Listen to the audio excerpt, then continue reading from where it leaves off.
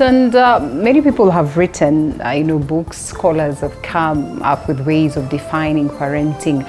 They will define parenting based on what they experienced with their own parents and what they are experiencing with their own children. And some will speak of what was there then, others will speak of what is happening right now. There's not quite a clear definition as to what parenting is, but when you get it right, you assume that it is right at some point where you look at your kids and you're thinking they're doing well, perhaps the way you'd have wished for them to do, or even better. But sometimes, people will look at the failures of the kids and they tend to say that, well, maybe their parents did not do a good job. And when we're talking about parenting, we all know it's not about parents, it's all about the guardians, the people who are around these children. So today we want to shift gears and speak about modern parenting versus traditional parenting. And joining us for this very conversation is Dr. Imran B Khares, who joins us, and he's an MD, a consultant pediatrician that is Hurlingham, Nairobi. And so as we get to this conversation, we know that we're all on alert because you always want to get it right when handling your own children. But just how do you get it right?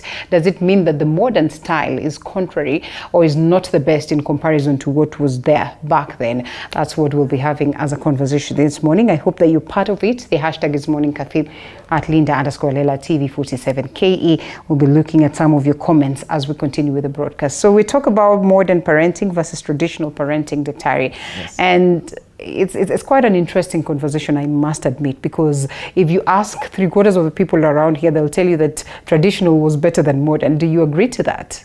Yeah, so I mean, this debate has been going on for the longest, I can say. Yeah, I guess it with changing times, and the modern times and a lot of social media going on, exposure to information. I think as we transition towards that, it's important to know that we are grasping a lot of this change in culture and borrowing a lot from the West as we see or depict our lives as compared to those in the West.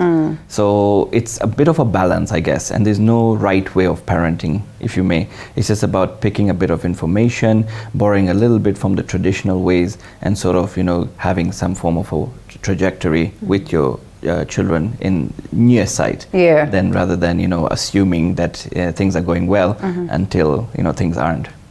So would you say that modern parenting is better than traditional one? Because then with modern comes a lot of other new stuff, and then we also borrow something from the traditional and then combine the two to perhaps bring a better product or a better way of parenting? I guess that's true in this modern day, because you have a lot of expectations from your children. You want them to develop good esteem and not just be sort of shy and low confidence and all of that. So in juggling a lot of what is going on in the environment and guiding them in that process, it's quite vital to know that if you set values and you know your cultures in the background and you have them in near sight, it's key that then they can move on forward in the right trajectory, as I said. But moving forward, I think we just have to sort of remove that stoic or disciplinary sort of hovering helicopter sort of approach, and sort of give them a bit of independence but more of guidance throughout all. As much as there's a lot of exposure, we just need to guide them through that and see what's right and wrong. And in this time and age where we have our parents doing so much stuff, you wonder at what point you give them guidance. But even before it gets to that, perhaps it's proper that we understand what would be the definition, though it may appear vague, although it could not be quite specific. What then is traditional parenting and what is modern parenting? Yeah, that's good. So as a parent myself, we grew up in a traditional background where the parents were always right, and you just had to follow that set of rules. There was no questions asked, there was no engagement. It was a one-way direction. Vis-a-vis as to the modern parenting, where you give a space to your child and understand them better. You understand their character, their personality, and you sort of nurture them and basically guide them through the whole process. But at the same time, you keep to certain boundaries and limits, and you engage them much more. And as a I would say modern day father, or how things are changing in terms of fatherhood, a lot of fathers are getting engaged more. Fathers are also doing a lot of research, with a lot of the information out there on how to, be better parents. I know my wife would always share some, sort of clips or screenshots of, hey, look, this is something I've just picked up from here and there. Let's go through it together. Yeah. And using those sort of, approaches, it helps to sort of guide us in the way. So there's no like book you can read, but you sort of just tag along information and pick it along, and you go through the process. Right. Yeah. And it can be quite taxing and I mean difficult to catch up. That's the reality, because then you find that yes, your kids are in this whole different generation. You are in a different generation, perhaps, well, a generation that was pretty much flexible back then, because then you could, in a way, align to what it is that your parents were. But today it's a whole different world. And most of us have lots of stuff going on within ourselves. How do you get to spare time?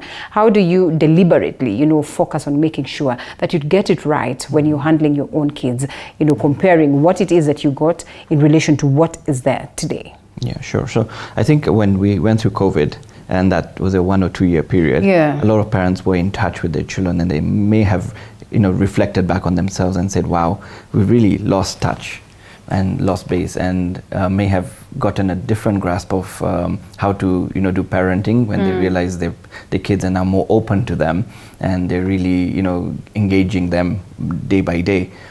So I think that has been a blessing in disguise moving forward, and so children are now getting a little bit more free with their parents and accessible and guided as well, because parents have really grasped a lot of sensitive information that has come out when it comes to engaging them more now. So I think there is a lot of home work. I mean, work is coming back home, and a lot of parents and workplaces have actually felt the need for that at some times. So I always find it as an advantage, because then there's always that in touch with the child and what they're doing and what's going on around them, you see, as compared to you being so busy and you're delegating your duties to someone who is a stranger completely. And then there's also that approach where initially in traditional society we used to have a lot of a sort of compound family, where you'd have the grandparents together with the parents, and now you're having a nuclear family where you're pretty much isolated.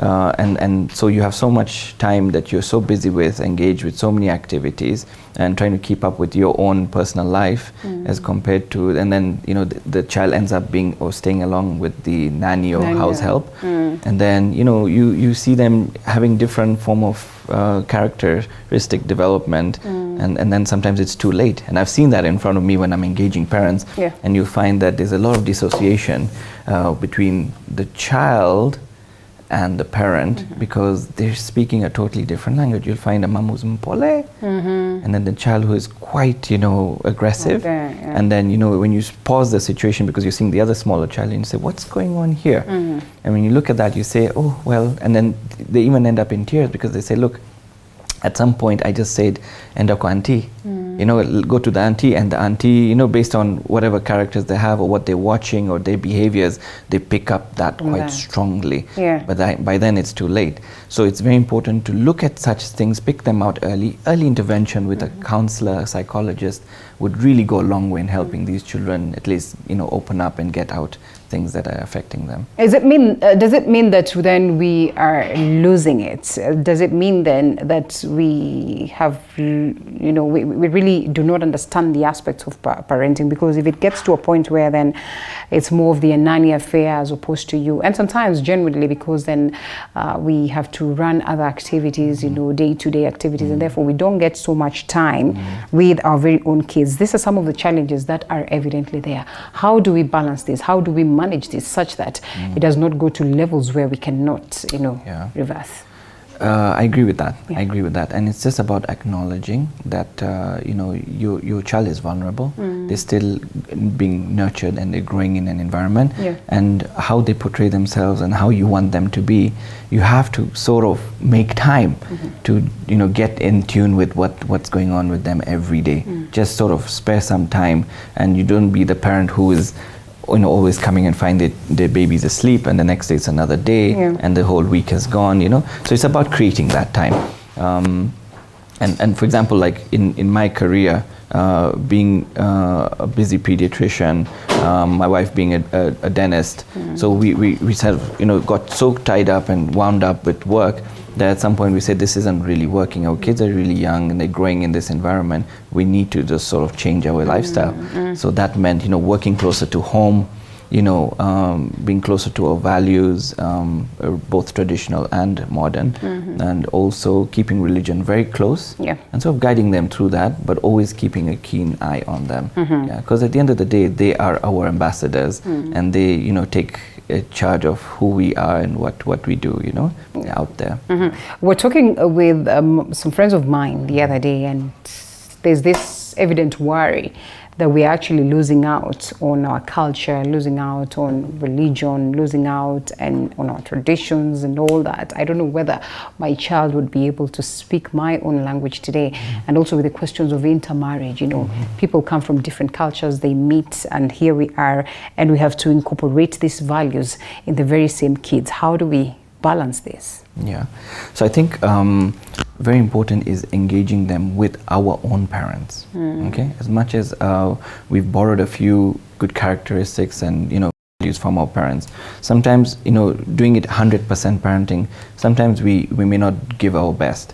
But when once in a while you sort of leave them with your parents and grandparents and your in-laws and the likes, they may tend to pick out a few things that these kids are getting out of hand, and then that sort of gives you a nudge, and that sometimes is very sort of healthy in terms of their upbringing and culture and so sometimes it can really get, and because I have gone through this, it can get you to a moment where you feel uncomfortable and an emotional moment for that matter. Guilty as well, right? Guilty as well when your mom tells you that this child is not headed to the right direction, and you're wondering, well, unlike times where you could be allowed time to go out and play with friends and everything. Most of these kids today are within the compound, are at home, are with their gadgets and everything. Sometimes you don't understand where they pick some of these characters. How do we create a balance on what it is that they pick outside and what it is that we instill in them, and what it is that they would get from our parents and the people that we get them in contact with, and create a nice balance such that it does not end up harming them as opposed to helping them. Sure.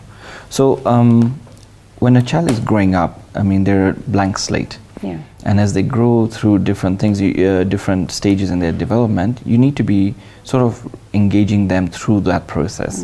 So you're going to know that when they're in school, they're going to be interacting with children who have different upbringing and all of that. But when you set values and create discipline earlier, so they know that at this point that is the boundary. It doesn't go beyond that. So you also create the values. You allow your parents in the process as well, and then you create a sort of a good environment, a healthy environment.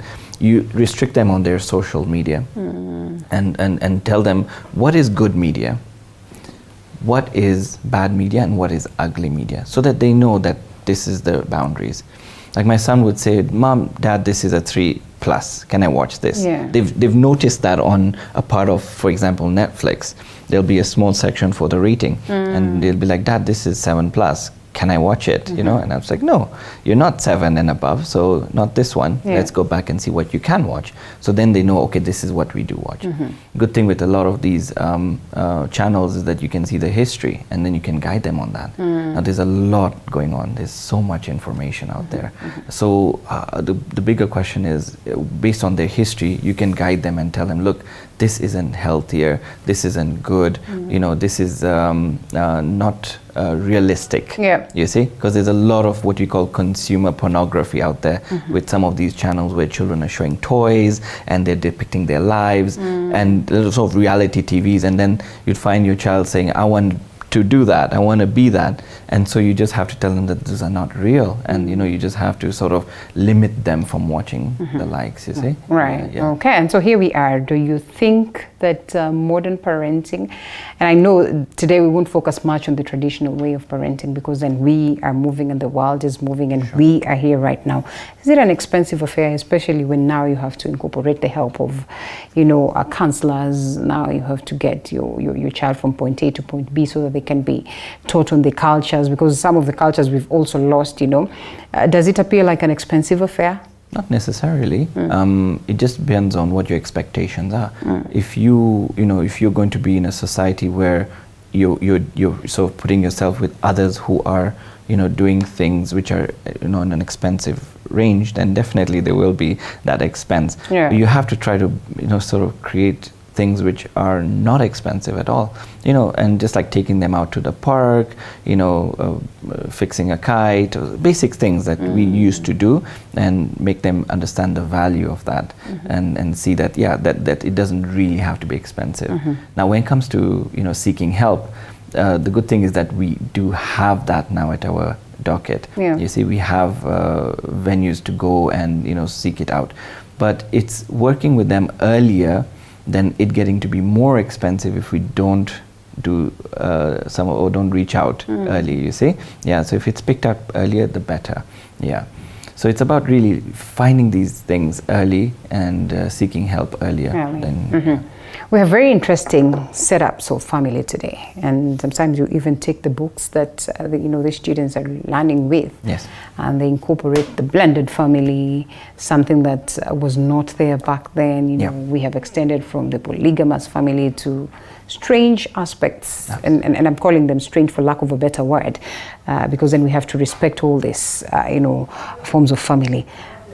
It becomes then difficult and different in how parenting was then and how it is today. Again, how do we manage such when it's a little bit off the nuclear aspect, it's a little bit off the extended aspect? Because we used to talk about two sets of family, and then now it came in the polygamous, polyandry, blended family, those ones that you have a child, same-sex parents, and all that. So we are getting to that era, and we are getting a lot of that change in environment, cultures, and people are seeing it, reading about it, people are talking about it openly in schools, and so we have to accept it, first of all. We have a lot of, I see a lot of single parents, and sometimes that on its own is a challenge, because here's a mother or a father who's trying to create time, but also be the breadwinner all at the same time, you see. So those are the ones which are more riskier. Those are the ones who are more riskier, because you end up either distorting the child's thought process, or just not having enough time to spend with the child. But you can be also encouraged by some of the wins that single mothers go a long way, and really go out of their way just to ensure their little ones are growing up and having a good time. But at the same time, how good is that? And a lot of these children end up seeing their parents in social media groups and social media exposés, and that sort of upbringing then also isn't the healthiest of them, you see.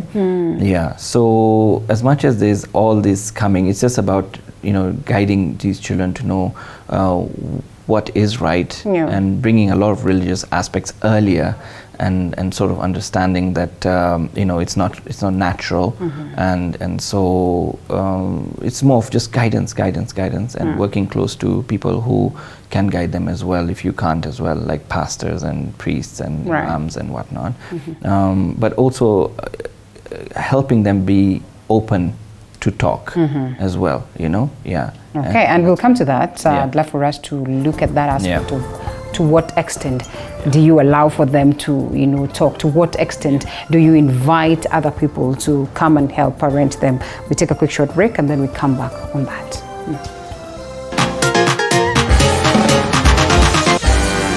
Ladies and gentlemen, karibuni sana. This is Dr. Frankie tonight, and of course, on to our first guest of the night.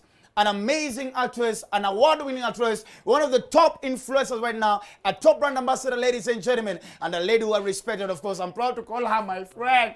Ladies and gentlemen, just listening. Are you ready for something there? Yes. You ready, yeah? Yes. Give me something, yeah? Ladies and gentlemen, the one and only Kate Kamau, a.k.a. Kate, actress. How much material It's a lot. It's a lot. I mean, I'm a lot. Does it even is it like normal time to wear like 10 minutes? Asha. Ama like lazima uipangie. Hii lazima shida ni kwenda kwa choo hiyo tu. Yeah. But they come to think of it, madam new and madam of a jumpsuit. How do you guys go to the washroom? Is it How do you guys deal with that That's whole why we thing? go in pairs to the bathroom. No, men, you'll never find men going to the washroom in pairs. And the way Richie Nyaje, that's your soldier. Able to see. I think ladies are so privileged. You guys can even call each other boom, babe, sweetheart. Imagine now I'm now calling Richie. Richie, babe, Nyaje. Unakam jobo sangapi na saxophone. But we are okay with that. Never. Yeah. Kate, welcome on the show. You are our first guest ever. Piga makofi. Pia tuko na interior design round hii. Hii ni Wajakoya ama Check, relax. Usiseme na nguvu, we. Nakada wana watch, nakada. Ni sponsored. Let me ask, have you ever tried? No, what is that? Eh? No. Haujawahi? Under by mistake. But now I know it because of Wajakoya. Oh, really? So hujaipita kwa campaign ya Wajakoya by mistake ukaisikia? Have you ever tried drugs at any point? Which one? You're a clean, I'm a good role girl. model. Role model. Sawa kwa me. Listen, do we have enough role models in the industry anymore? Or because I've seen these days people do their own things. They mess up on social media. Then they come and say, listen, I was not born to be a role model. I'm living my own life. Do you think that is the correct way to handle it? And I think what Akothe says, I did not choose to be a role model. It's my career that inspired you to give me that title. So you cannot give me the pressure to become a role model. That's how you feel. So that's how you interpret my brand. But I have to live my life. I'm not telling you to live the way I live. You understand? But I know I have a responsibility as a public figure to act in a certain way. But in the same breath, I have to live my life truthfully, being me. If it inspires you, yes. Well and fine. If it doesn't, good. Yes. Let me ask, which is like the most weirdest story you've ever heard about you? Ile mpaka uko like guy. Todie. Like I'm very mean, I'm a snob. I think I'm too friendly actually. I'm too friendly. Me, I feel like you choose. You're not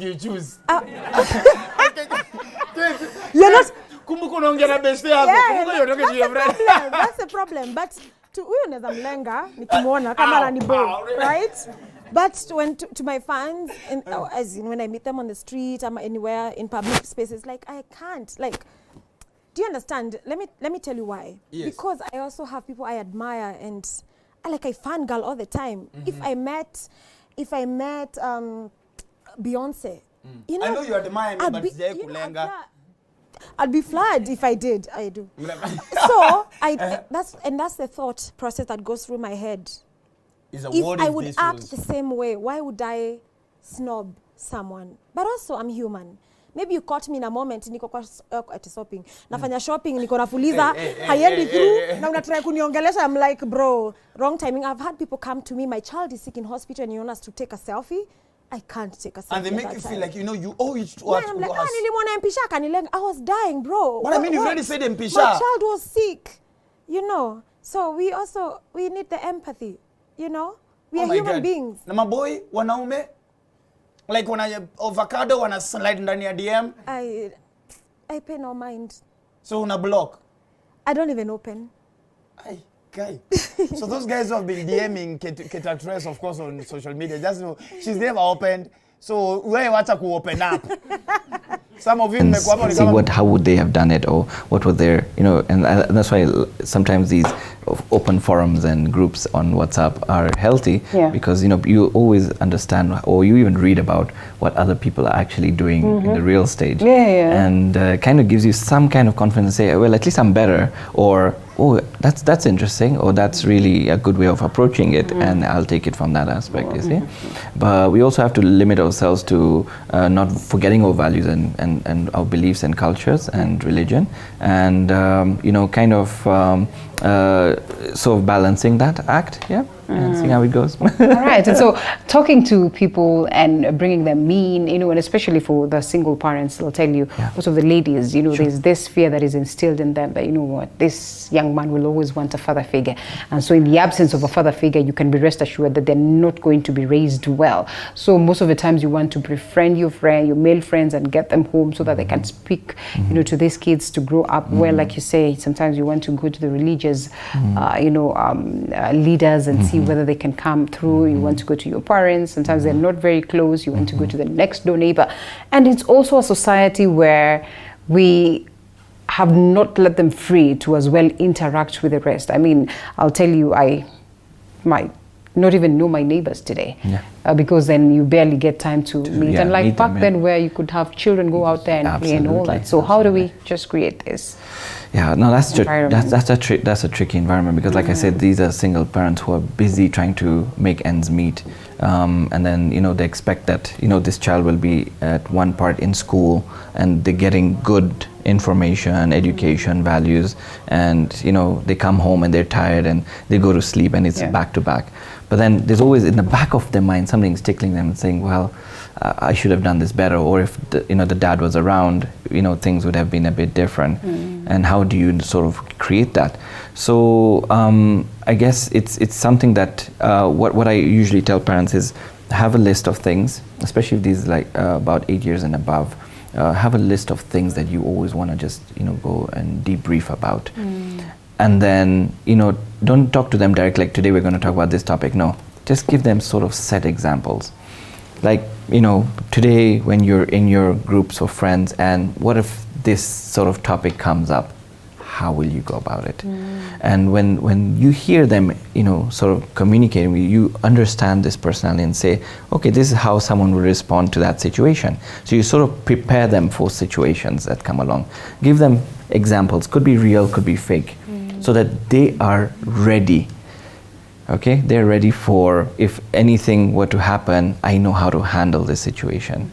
And it's never one answer to all. You could have someone bringing us a situation, and then if you stop being their friend, then you're out. If you keep it hidden, then really you won't help the situation. If you tell on them, then you become a target or a rat. So how do you sort of balance this? So you sort of give them different answers, and then you leave it to them, and that gives them a little bit of confidence that if they go out there, they can still do it. So that's sort of putting yourself in the father's shoes. Yeah. But then you have to also ask yourself, what does the father's role in modern day society? What are they bringing up? Yep. So there's a lot of nurturing, there's a lot of friendship, and there's a lot of discipline as well. Okay, so these who are in this situation then have to then look and say, look, I can't handle it at this point. I can handle so much, but can you come in and just bring out this aspect? And they don't have to be in full time. Yeah. They can just come in and just, by the way, they just sort of put that little drop in the ocean, and the rest will send tidal waves. They tend to trust the teacher more than they do the parent. Yeah, we're seeing that a lot. I mean, they're a different character in school, and then you're like, how do you, make it so easy or look so easy? Yet at home, we're really struggling about it. But there's always this child who wants to get a bit of attention, and they can be a bit sneaky and whatnot, right?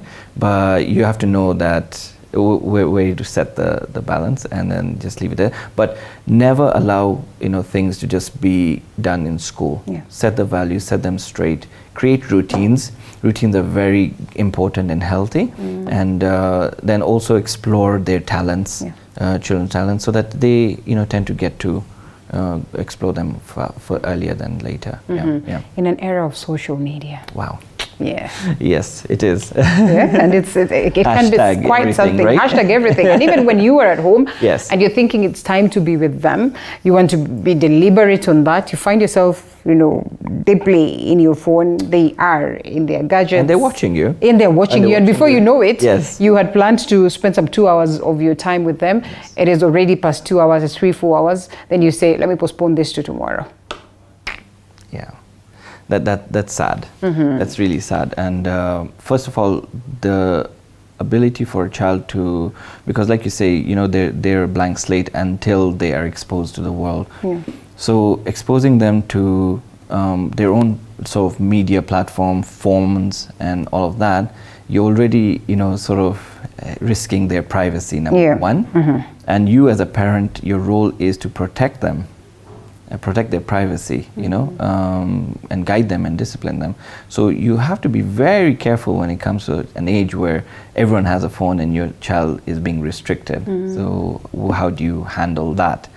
So sometimes you have to set ground rules and say you will get the phone, but under certain set of limitations, like this is what time you'll do it till, and this is what you're allowed to use it for, and you need to also tell them that what you're not allowed to use it for, and just be real about it, because if it's going to happen, it's going to happen, and you'd rather them know it than just assume, like I said, or think that things are just smooth and all. So social media is scary. Like I was telling you, things like Ryan's World and such programs can be really detrimental on a child and what they watch, and also the privacy. I'm seeing a lot of children just taking pictures, being on these TikToks and all of that, and we've heard in the media about what's happening in other periods of the night, and they're picking a lot of this from us, and they're thinking it's suitable, it's normal, and everyone else is doing it, why can't I do it, you see? So it's scary, it's real, but we just have to, like I said, do it one day at a time, and just be very careful of actually being more protective than just allowing this to happen under our eyes. To what extreme can we or should we take it? First of all, like you speak of the social media, and there are instances that we are the ones that actually are opening accounts for these kids, and it's a form of making money, and we've seen very many parents getting to have followers for their own kids, they're getting businesses from that. And at the same time, you spoke of a very important thing, that today it's about that aspect of dialogue. Let's sit down, let's reason together, and like, what was there back then. We also need to understand that freedom comes with lots of responsibilities. How do we get them to understand that, well, there's freedom to speak your mind, there's freedom for you to call me mom and say, sit me down and say this and this and this and this, argue your way out, or let's just place things on the table and have a conversation. And there's also that aspect of freedom where I can allow you to go to the social media, there's YouTube Kids and all that, go to such levels. But just how do we balance this so that even with the responsibilities that come with the freedom, they know how to manage them? So that's again tricky. I mean, there are certain things that a child is finding normal nowadays.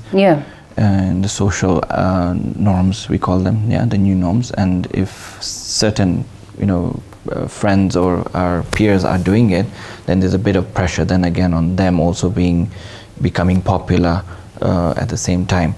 But again, there's always that thing of privacy again. This is a child being exposed, exploited for the wrong things. I mean, if it's about money and this is your child, again, that's ethically and socially not correct, in the norm. But then if you create that as a norm, then your child is vulnerable, number one, to the eyes of many. That's not restricted anymore, so that again is a risk on your child, and then so it's about for example, religious aspects of leaders coming in and using the platforms to guide children the same, rather than just sidelining them or mocking them, so that these children are able to review and be mentored by such prominent figures who they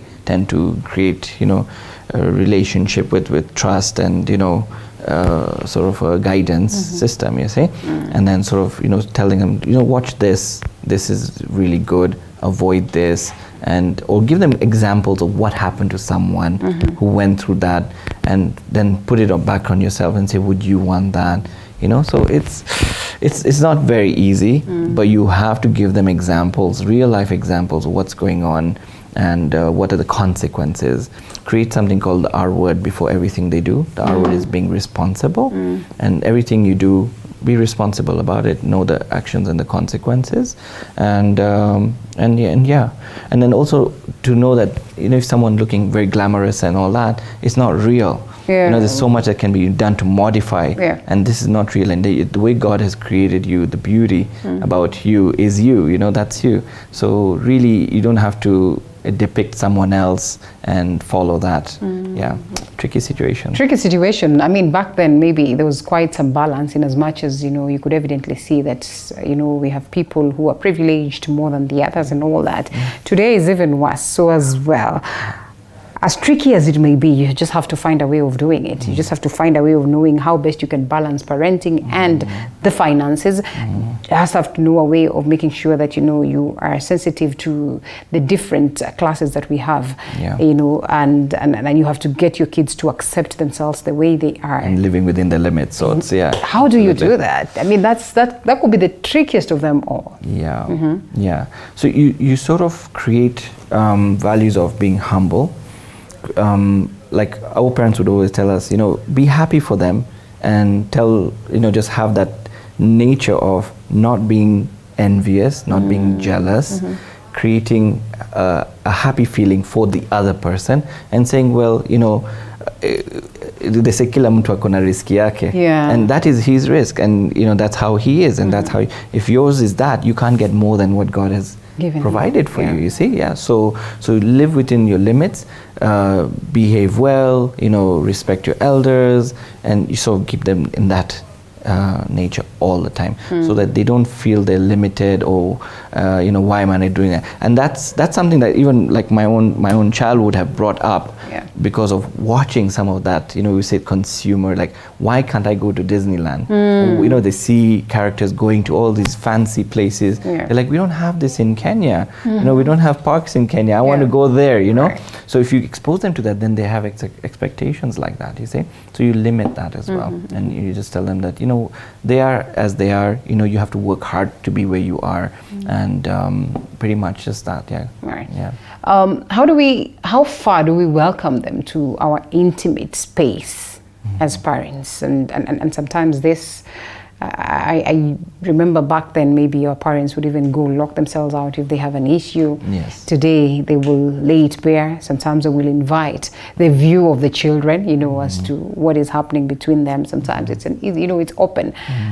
They would get intimate, and I mean, we know, of course, not to the extreme, pretty much close to these parents, and, you know, adapting the Western culture. Are we sort of losing it, or maybe that's the way to go, and accepting that these ones are the realities of the life? So it's important that we as well welcome them to life as early as that. That's a good point, but there are levels to that.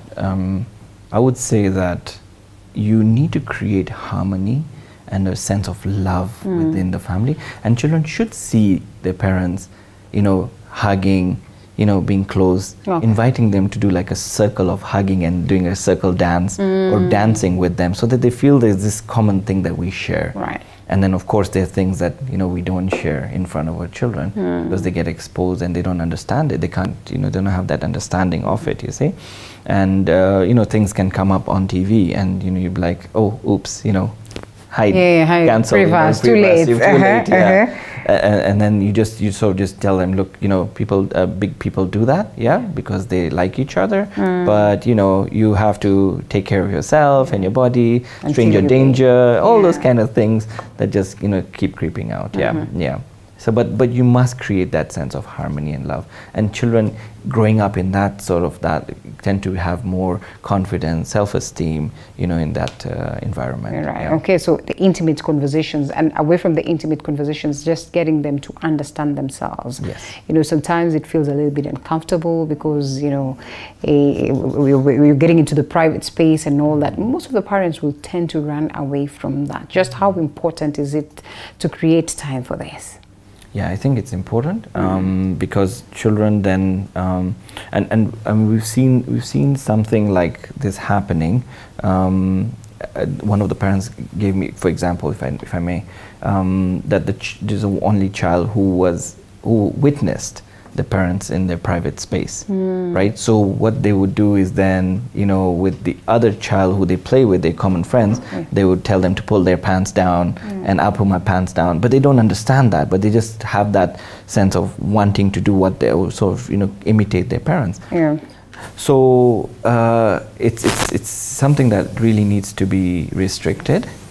throughout, and then just sort of make time for it. So when children are given routines, then you're not really, you need to create time for yourselves as well. But you need to understand that, if a child is sleeping by 6, 7, 8, that time, then we have time for ourselves. And then, focus all that you need to do then. Discuss the day's matter, discuss anything, spend time, quality time together, so that that's not disrupted because the child is not sleeping, or the sleep has, really gone up to 10 o'clock. Right. That's not correct, Traditional parenting was largely about spare the rod, spoil the child, and so the rod was always there, caning was always there, in school corporal punishment was there.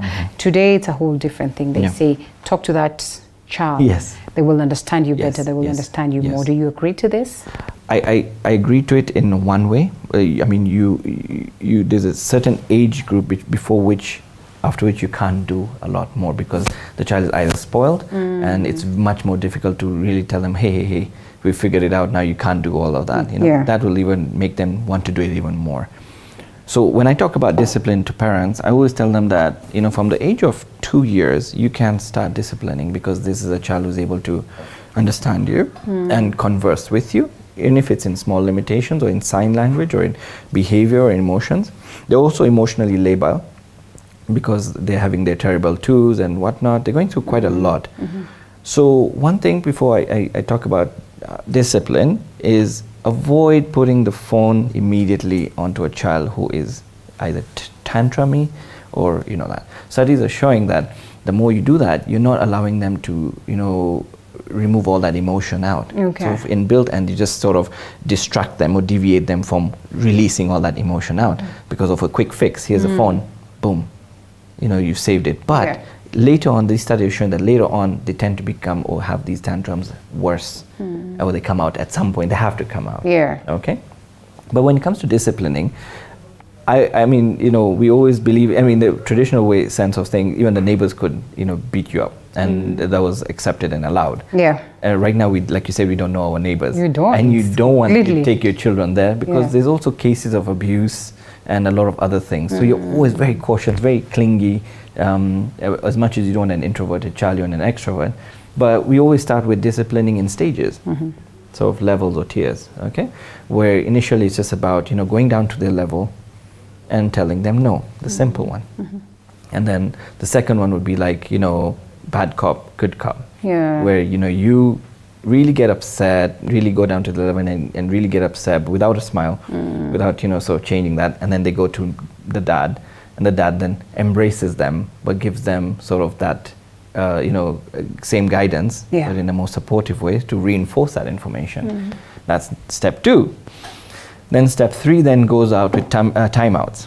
Now, timeouts are basically a designated area where they tend to, have to wait and understand their situation and why they did what they did wrong, only to follow up with them coming back to you and making sure, I mean, this shouldn't just be your timeout is over, go back to play. Why did I give you a timeout? Can you explain yourself so that you understand that they've engaged as to why you've said that or done that, all right?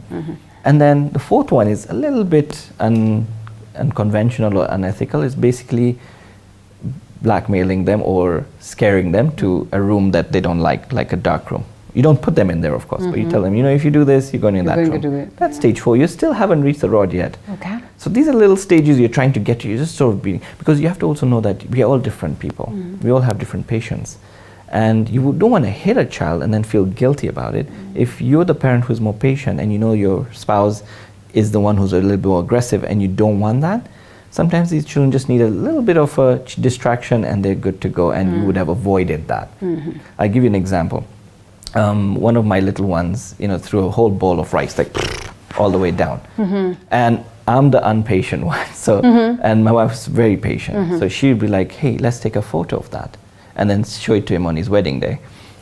And that was like, oh, all right, that's fun, right? So something like that would just like break the bubble and say, that's really fun, and we'll embarrass him at that point. So that kind of breaks the ice. So you need to know each other as a family, like what's your strength, what is your weakness.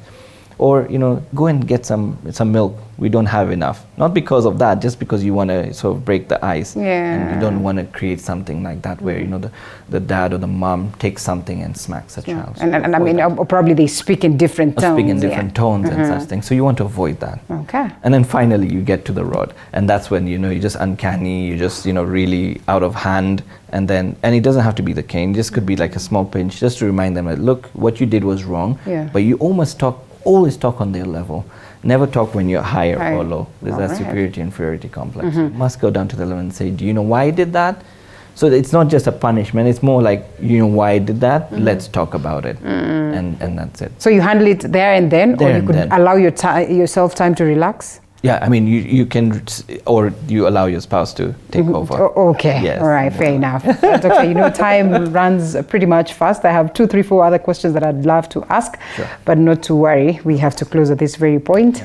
Perhaps those ones are going to be mine, and maybe Doctor will leave his number or a way to get to him. Yes. You can use my WhatsApp. It's 0724 22 3300. Very easy. 0724 22 3300. Let the WhatsApps come in, the questions, and we'll be able to answer them as they come along. That's very, very important. You cannot be alone on this journey of parenting. Sometimes you really want to just do what it is that Dr. says. Take some videos, listen to what parents are doing, ask questions. It will help you a great deal. We are all in this journey, and that's why we say it incorporates